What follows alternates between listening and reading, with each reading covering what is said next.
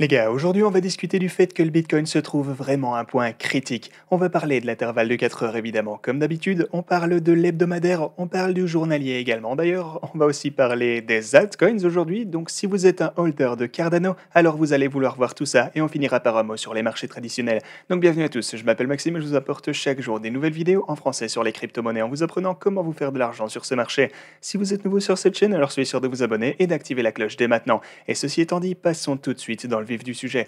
Et ce que vous pouvez voir ici sur l'intervalle de 4 heures, c'est qu'après avoir dépassé cette ligne rouge, on a assisté à, disons une période assez turbulente ici avec cette chandelle en particulier qui est montée tout en haut vers 43 500 dollars et qui a tout retracé d'un seul coup. Et ensuite, on a finalement trouvé du support à partir de la ligne rouge juste ici, ok? On a donc ouvert cette chandelle, on a décollé une fois encore, mais au final, on est retombé. On a tenté de se faire supporter par cette ligne rouge une fois encore, mais maintenant, on se trouve en dessous de ce niveau et on est en train de maintenant s'y heurter en tant que résistance sur l'intervalle de 4 heures.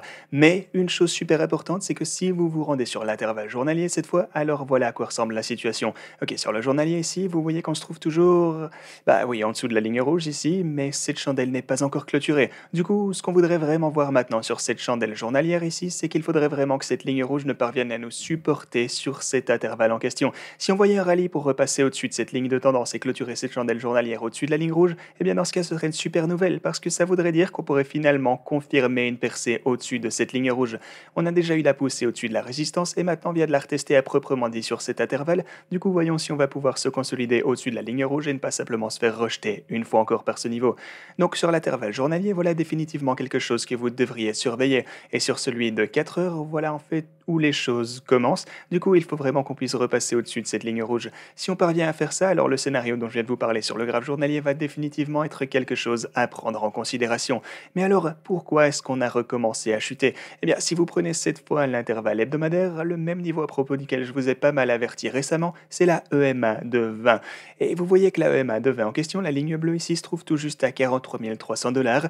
Et si on revient donc sur ce graphique, vous allez pouvoir voir que 43 300 se trouve en fait tout juste ici, ok? Donc la EMA de 20, cette ligne bleue sur l'hebdomadaire, se trouve en fait juste là, et il s'agit de la raison pour laquelle on n'a pas pu continuer cette poussée pour le Bitcoin, et à la place on s'est fait pas mal rejeter. Maintenant, on est donc en train de se consolider et il va falloir bientôt voir une nouvelle poussée pour résoudre tout ça. Donc, ouais, une fois encore, les choses commencent à s'aligner. Comme je le disais, on a un scénario vraiment valide et qui est potentiellement en train de se produire pour le Bitcoin. Parce que le truc, c'est que si on peut finir par percer cette ligne rouge, si on peut avoir une clôture au-dessus d'elle sur l'intervalle journalier et qu'on peut se consolider, ainsi qu'au même moment dépasser cette EMA de 20, le niveau bleu que vous connaissez sur l'hebdo, alors tout ça serait top. Les choses se mettent en place, il faut absolument qu'on soit attentif à ce qui se passe pour le moment. Ce qui m'amène donc à l'intervalle journalier cette fois, parce que ceci est en quelque sorte le dernier gros truc qui nous reste un peu plus haut ici. Et ça se trouve maintenant au niveau de 45 000 dollars. Ouais, je pense. Et vous pouvez d'ailleurs voir que j'ai une ligne de résistance à ce niveau. Mais ceci sur l'intervalle journalier, eh bien, on peut voir que c'est légèrement en train de monter. Mais ouais, si on assiste à une percée à partir de ce triangle également, alors les choses pourraient redevenir intéressantes pour le Bitcoin vraiment, vraiment rapidement.